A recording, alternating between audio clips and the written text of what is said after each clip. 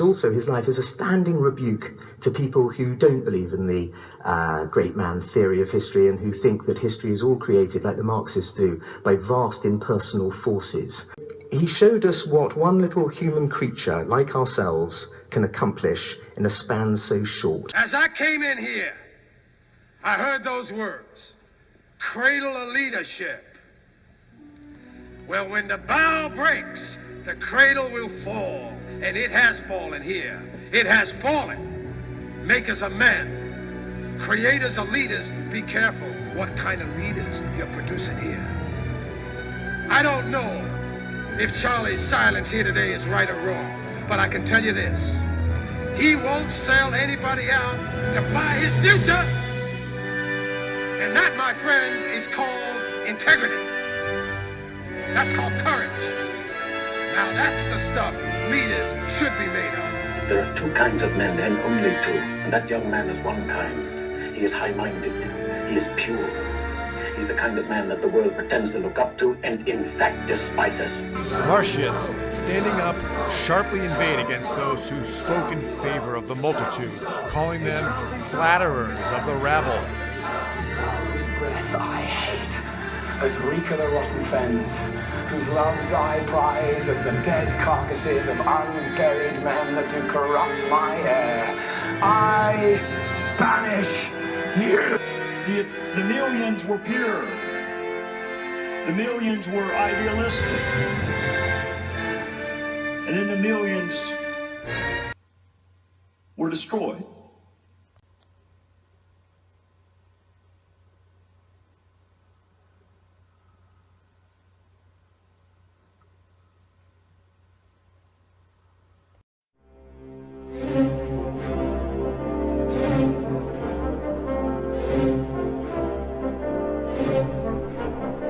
Plutarch's life of Coriolanus may be the most straightforward narrative in all of Plutarch's lives. It might be the easiest to summarize by far. Coriolanus achieves a massive military victory. He gets a lot of respect as a military leader, but then he takes a side that is against the people insofar as he wants to eliminate the people's political power as expressed through the tribunes. The people turn on him. They try to lynch him in a mob. But when enough people defend him that can't happen, they eventually banish him. And when he is banished, he goes to the Volscians, Rome's sworn enemy and the very enemy he had gone up against, and sides with them and takes a whole bunch of cities, marches up to the very gates of Rome, where his own mother comes out and convinces him not to sack the city. And when he decides not to sack the city, he is himself assassinated by the Volscians. And that's it. There's not another life of Plutarch that I'm aware of that could be so succinctly put in a summary. The other thing that is distinct about Plutarch's life of Coriolanus is that I think that no other of Plutarch's lives is hovered over by a subsequent work of fiction in the way that this story is. Such is the weight of Shakespeare in the English-speaking world, and I guess in the entire world. And to the captious person who would think that Julius Caesar is a counterargument to what I have just said, I wish it would be obvious that Caesar, as a historical figure, stands on his own, whereas Coriolanus does not. Coriolanus is not a household name. Even Shakespeare's play is not a household play. And it has to be said, it has to be wondered, that the very fact that Coriolanus is one of Shakespeare's least popular plays, and that the life of Coriolanus is one of the least discussed of all of Plutarch's lives, does it follow that that's the irony of the actual message being conveyed in both of these lives? They're not popular. The popularity itself is being condemned in these both of these stories. I think that's kind of funny. Something worth thinking about. The reaction to the work proving the point of the work. And so Shakespeare's Coriolanus very much hovers over this to point out what you're missing if you only read the Shakespeare and not the Plutarch, is because Shakespeare's a playwright and he must focus on the dialogue. and because he's a storyteller, it behooves him to focus the story on the drama leading up to Coriolanus' banishment. And in order to do that properly, I think Shakespeare, quite rightly, took the first 4 acts to describe that process. So by the end of Act 4, Coriolanus is banished. The issue, and one of the things that makes it great to read Plutarch, is that to finish Act 4 with Coriolanus' banishment only leaves Shakespeare 1 act in which to place Rome in the peril that Coriolanus has placed it in when he betrays it and goes to the Volscians. That part of it isn't as dramatic as it is in the Plutarch. The moment of Coriolanus' nemesis against the city of Rome encompasses a much more significant part of the life of Coriolanus in Plutarch. For example, listen to this. After having taken by force Tolaria, Lavici, Petta, and Bola, all of which offered resistance, not only plundered their houses, but made a prey likewise of their persons. And after, however, that he had made himself master of Bola, a town that not above 10 miles from Rome, where he found great treasure and put almost all the adults to the sword. That's from the Plutarch. This is the moment of his nemesis. And then take these lines as he gets closer to the city of Rome. He encamped at a place called the Clulian Ditches, about 5 miles from the city.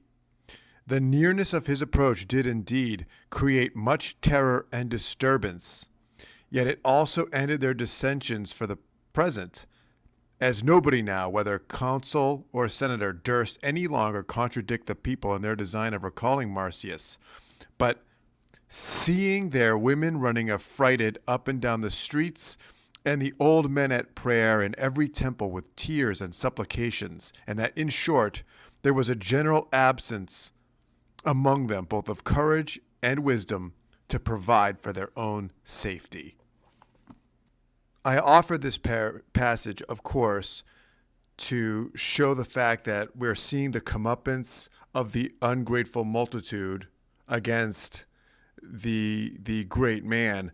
I leave it to the logical thinker, however, to look at that line about the people wanting to ask him back, and the senators durst not oppose the people in this, and to travel down a logical road and ask yourself the question whether or not Plutarch is being a little ridiculous here. Is Plutarch suggesting that this whole thing was the Senate's idea and that the people can be absolved of this? And I just invite the logical reader to go down that road or not. But thus, I conclude my point that Plutarch does a better job than Shakespeare of demonstrating for us the distress of Coriolanus' approach to the city. Now, before we segue into a discussion of this great man concept and a conversation about the multitude and the leader and all of this other stuff, I think it should be interesting from the outset that Shakespeare even chose this story. What was it about this? Is it because he likes this component? He likes this idea. He wanted to emphasize this great man moment. And Plutarch, in leaving us that quote that I put at the beginning of this video about how one man had affected so much commotion. I mean, it sounds like that argument was taking place even in Plutarch's day, and that he took an opportunity to really mention to us that he anticipates and fully expects this life to be a prong in arguments for and against that idea. And to state what we're looking at here in the bluntest possible terms, what you could say we have here is a great man in the form of Coriolanus who refuses to pay a false compliment to mediocre people by telling them that they're any better than they are or any more talented than they are, and refuses to let them live in a delusion that they are great themselves and that his greatness reflects upon them. He refuses to grant them that delusion, and they hate him for it. I would not buy their mercy at the price of one fair word. So I think this is a good place to make a few comments about what Coriolanus' political stance in this whole situation is. He really is just against direct democracy, a direct democracy being a government in which the people can just dictate policy to the government.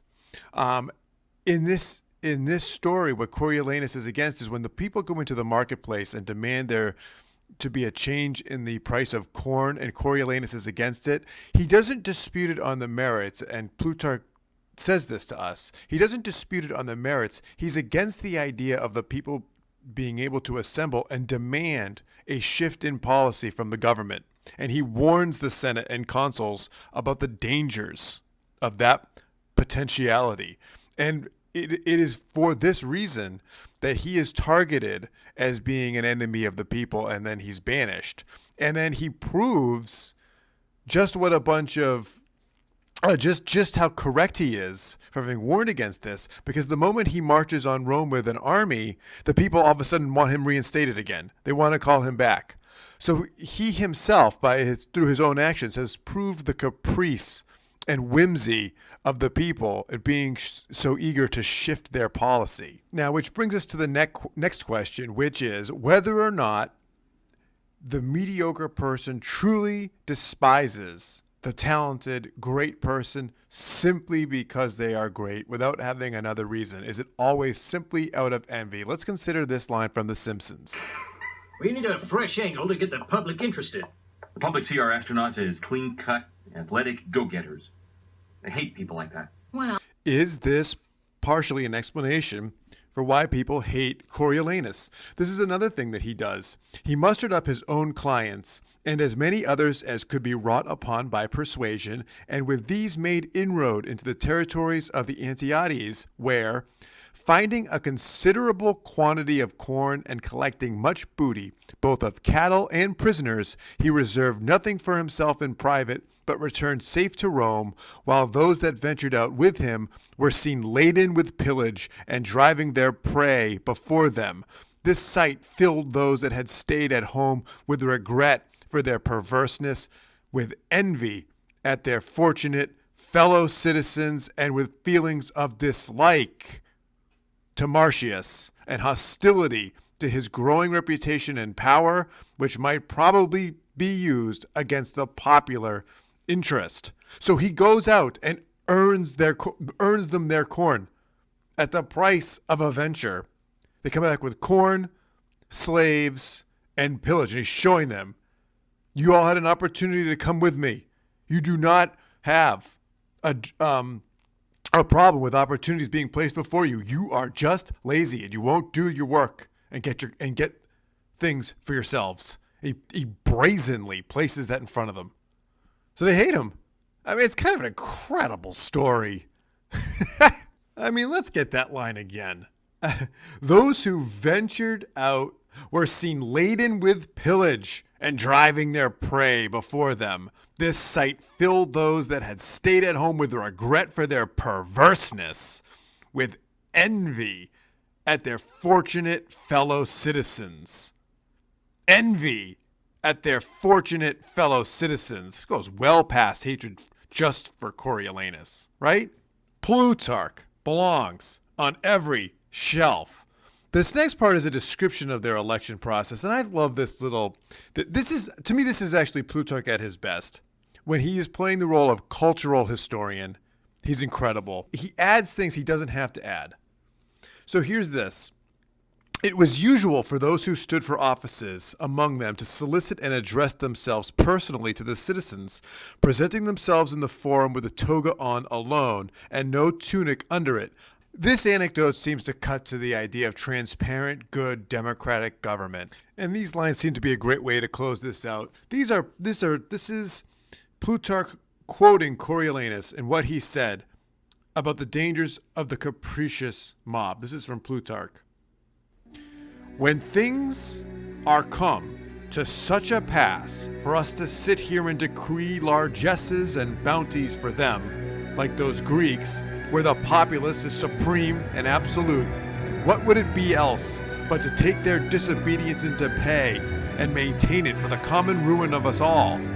They certainly cannot look upon these liberalities as a reward of public service, which they know they have so often deserted, nor yet of those secessions by which they openly renounce their country, much less of the calumnies and slanders they have been always so ready to entertain against the Senate, but will rather conclude that a bounty, which seems to have no other visible cause or reason, must needs be the effect of our fear and flattery, and will therefore set no limit to their disobedience, nor ever cease from disturbances and sedition. Concession is mere madness if we have any wisdom and resolution at all. Whose breath I hate as reek of the rotten fens, whose loves I prize as the dead carcasses of unburied men that do corrupt my air. I banish you.